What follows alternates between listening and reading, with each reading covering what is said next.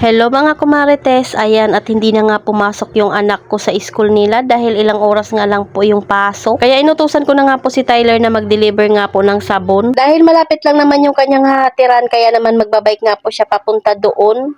Ayan at sabi ko nga mag-iingat siya sa daanan. Saglit lang naman yan kumarites dahil doon nga lang po iyan sa Villa Light. Wala kasi yung kuya niya kaya siya na nga lang po ang nagdala. Nakabalik din naman siya kumarites dahil malapit lang naman iyon. Ayan at hirap pa nga siyang bumaba sa bike niya. Sabi ko nga sa kanya ibigay niya sa akin yung nakuha niyang bayan. Alas talaga silang tumutulong dito sa aming tindahan kumarites lalo na nga po pagkaya naman nila. Kahit makukulit at pasaway nga itong dalawa kong anak ay talaga namang maaasahan na dito sa bahay. Sabi ko nga naiwan pa yung kulang doon sa bag. Si Sian nga po ay natusan ko muna mag-grocery dahil may gagawin nga po ako dito. Yung mga kaping nga po ay naubos na at magic sarap. Kaso kulang nga po yung kanyang binili kaya pala mayroon pang sukli yung dala niyang pera. Kaya pinabalik ko nga muna siya sa grocery para nga po mabili niya na iyon. Susunduin pala sila ng lola nila mamaya dito sa bahay dahil magsiswimming nga po sila. Inayos ko nga po agad yung mga pinamili niya para hindi na nga po magkalat dito dahil tingnan nyo naman ang dami na naman nga pong kalat sa aking tindahan. Pero normal nga po yan sa tindahan ko